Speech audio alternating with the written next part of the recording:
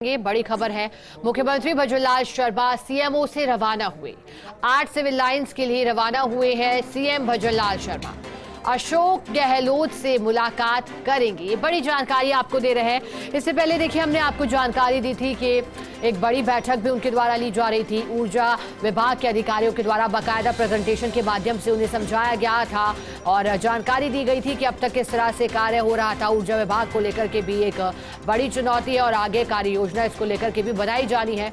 लेकिन आज पूरा दिन जिस तरह से व्यस्तताओं से भरा रहा, इससे पहले पहुंचे थे, तस्वीरें भी आपको हमने दिखाई थी जब अंबेडकर सर्किल पहुंचे थे, पुष्पांजलि अर्पित करी थी और फिर उसके बाद समाधि स्थल पहुंचे थे। पूर्व उपराष्ट्रपति भैरों सिंह शेखावत के समाधि स्थल पर भी उन्होंने श्रद्धांजलि अर्पित करी थी। पुष्पांजलि के दौरान उप मुख्यमंत्री दिया कुमारी भी उनके साथ मौजूद रही थी और अब सीएमओ से रवाना हो चुके हैं। अशोक गहलोत से मुलाकात करेंगे। ज्यादा जानकारी देने के लिए हमारे साथ सहयोगी ऐश्वर्य प्रधान जुड़ गए हैं। ऐश्वर्य, बताइएगा, आज राजस्थान के पूर्व मुख्यमंत्री रहे अशोक गहलोत से मुलाकात करेंगे। मुलाकात के पीछे की क्या वजह, या फिर इसे भी एक शिष्टाचार भेंट के तौर पर देखा जाए?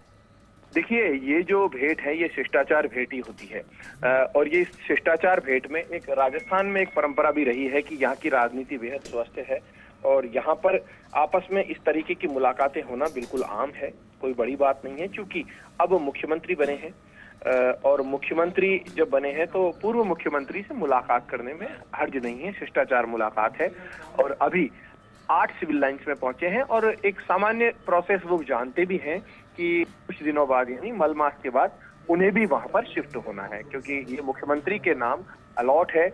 8 सिविल लाइंस कोई भी मुख्यमंत्री होते हैं वो इसी में निवास करते हैं, मुख्यमंत्री निवास होता है। हालांकि वसुंधरा राजे ने 13 सिविल लाइंस में रहना चुना था जब वो मुख्यमंत्री बनी थी। भजनलाल शर्मा भी अभी फिलहाल फौरी तौर पर ये माना जा रहा है कि भजनलाल शर्मा 8 सिविल लाइंस में रहा करेंगे, जो कि मुख्यमंत्री निवास है। अभी अस्थायी रूप से वो स्टेट गेस्ट हाउस, जो गेस्ट हाउस है बिजली विभाग का, उसमें रह रहे हैं। बाद में ओटीएस चले जाएंगे, वहां अस्थायी रूप से रहेंगे। लेकिन इन सब के बीच महत्वपूर्ण समाचार यही है कि अभी वो शिष्टाचार मुलाकात के लिए गए हैं और उनकी शिष्टाचार मुलाकात चल रही है। और इन सब के बीच एक और बात है कि पूर्व मुख्यमंत्री के घर पर भी अच्छी खासी भीड़ देखी जा सकती है।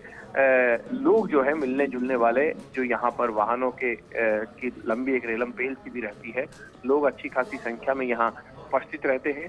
लेकिन ये जो मुलाकात है, ये मुलाकात इसलिए भी विशेष नहीं मानी जा सकती कि ये कर्टसी होती है, शिष्टाचार होता है। शिष्टाचार भेंट के लिहाज से वो वहां पर पहुंचे हैं और सामान्य तौर पर और संभवतः जितना हम लोगों ने देखा है राजनीति में, भजनलाल शर्मा से अशोक गहलोत का इत्तेफाक दूर दूर तक नहीं था। कभी किसी सार्वजनिक कार्यक्रम में टकराए हों, मिले हों, वो अलग बात है। वरना भजनलाल शर्मा जब संगठन में थे तो वो मुख्यमंत्री के पास कभी मिलने नहीं जाते थे, ना ही कोई सामान्य तौर पर कोई मुलाकात हो गई हो, वो अलग बात है। और दूसरी बात यह है कि जब वो संगठन में थे तब भाजपा की भी सरकार थी, तब तो एक सामान्य तौर पर भाजपा के मुख्यमंत्री से तो मिलना संगठन के व्यक्ति का होता है। लेकिन अशोक गहलोत से मुलाकात, पूर्व मुख्यमंत्री से मुलाकात, इसकी सामान्य तौर पर लोगों में ये कौतूहल भी रहेगा कि जब दोनों की बातचीत हुई होगी तो क्या बातचीत हुई होगी, क्योंकि शिष्टाचार मुलाकात में भी कई बार चुटकी और हंसी मजाक का दौर भी चलता है। ये भी एक बेहद महत्वपूर्ण चीज है।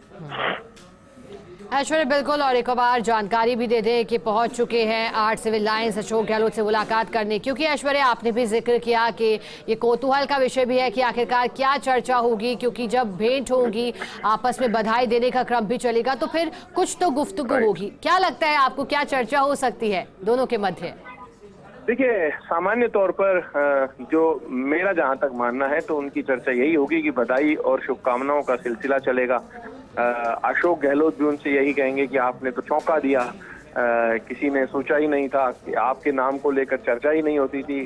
बाकी के 15 से 18 नाम ऐसे थे जो लगातार मुख्यमंत्री के संभावित चेहरे लोगों में चर्चाओं में चलते थे। संभवतः ऐसा माना जा सकता है और वो भी अपनी तरफ से संभवतः ये जवाब दे सकते हैं कि सब कुछ प्रधानमंत्री नरेंद्र मोदी, गृह मंत्री अमित शाह और राष्ट्रीय अध्यक्ष जेपी नड्डा, पार्टी आलाकमान जो भी फैसला करती है वो मंजूर होता है कि मुझ जैसे एक सामान्य कार्यकर्ता पर विश्वास जताया जीत कर आया हूं तो मुझे मुख्यमंत्री बनाया है, तो एक सामान्य सी ये बात हो सकती है।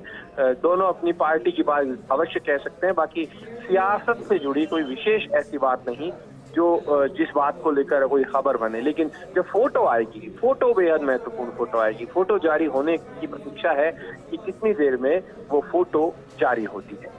ऐश्वर्य, करीब कितनी देर ये मुलाकात चलने वाली है और फिर इसके बाद अगला क्या कार्यक्रम रहेगा मुख्यमंत्री का? देखिए, इसके बाद अभी अपने निवास पर कुछ देर रुककर और सीधे एयरपोर्ट जाने का कार्यक्रम है। हो सकता है कि अपने निवास पर भी ना जाए और सीधे एयरपोर्ट भी पहुंच जाए। फिलहाल जो जानकारी है वो अपने निवास पर पहुंचेंगे और निवास पर पहुंचने के बाद उन्हें सीधे एयरपोर्ट के लिए निकलना है, क्योंकि उनकी कल दिल्ली में महत्वपूर्ण मीटिंग्स है। ऐश्वर्य, क्या जानकारी है उनके साथ? क्या दोनों डेप्यूटी सीएम भी निकलेंगे और क्या इस मुलाकात के दौरान भी वो उपस्थित रहने वाले हैं? ऐश्वर्य, देखिए, डिप्टी सीएम जो हैं उनको भी दिल्ली जाना है और उनके साथ ही जाएंगे। तो अभी तक तो टेंटेटिवली जो कार्यक्रम है वो ये है कि उनके साथ ही जाएं, लेकिन हो सकता है कि कई बार परिवर्तन भी हो जाता है। सड़क मार्ग से आजकल दिल्ली ज्यादा दूर नहीं है कि अगर सुबह 5 बजे 6 बजे भी रवाना हो तो 3 घंटे में, जो कि डिप्टी सीएम है इनको स्पेशल प्रोटोकॉल भी मिलता है, तो 3 घंटे में भी आराम से पहुंचा जा सकता है। तो ये जो तस्वीर है ये इस वक्त की महत्वपूर्ण तस्वीर है जो थोड़ी देर बाद जारी होगी। अभी सिर्फ शब्दों की तस्वीर हम लोगों तक पहुंचा रहे हैं कि मुख्यमंत्री भजनलाल शर्मा और पूर्व मुख्यमंत्री की मुलाकात, पूर्व मुख्यमंत्री अशोक गहलोत की मुलाकात। हालांकि पूर्व मुख्यमंत्री वसुंधरा राजे भी हैं, उनके घर वो कब मिलने जाते हैं इस बात को लेकर भी लोगों को प्रतीक्षा रहेगी। सामान्य तौर पर जिस दिन मुख्यमंत्री बने थे उस दिन मुलाकात हो गई थी, उसके बाद भी उनसे भी मुलाकात हो गई थी। अभी आज के जो कार्यक्रम है उनके बड़े हेक्टिक शेड्यूल उनका रहा है और मुझे जो जानकारी है मुझे लगता है कि वो आगामी दिनों में पार्टी और वरिष्ठ नेताओं से मुलाकात करने के लिए जा सकते हैं। बिल्कुल ऐश्वर्य, और लगातार जब शिष्टाचार मुलाकात होती है तो फिर देखा गया है अमूमन ज्यादा देर तक नहीं ठहरते हैं। जब मुलाकात होती है एक बधाई का सिलसिला चलता है। ऐश्वर्य, समय सीमा भी यहाँ कितनी महत्वपूर्ण रहने वाली है, क्योंकि जब अशोक गहलोत से मिलने पहुंचेंगे, क्या लगता है कितनी देर तक मुलाकात चलने वाली है? देखिए, सामान्य चाय पर मुलाकात होती है, चाय पर एक चर्चा होती है। इसमें चाय की चर्चा में और मेरे पास जो जानकारी है लोगों में चर्चा है कि पूर्व मुख्यमंत्री ने भी उन्हें आमंत्रित किया था कि आप आएं। हालांकि ऐसी चर्चा है, स्पष्ट नहीं है कि आप चाय पर आएं, और उन्होंने भी अपने पार्टी लाइन पर चलते हुए उनके पास जाने का फैसला किया और उनसे मुलाकात करके वो लौटेंगे। एक सामान्य सी मुलाकात होती है, शिष्टाचार मुलाकात होती है, चाय पानी पे चर्चा होती है, चाय पर बातचीत होती है, फोटो खींचती है और रवाना हो जाते हैं। तो मुझे नहीं लगता बहुत ज्यादा देर चलने वाली है, कुछ ही देर में यहाँ से रवाना होने वाले हैं।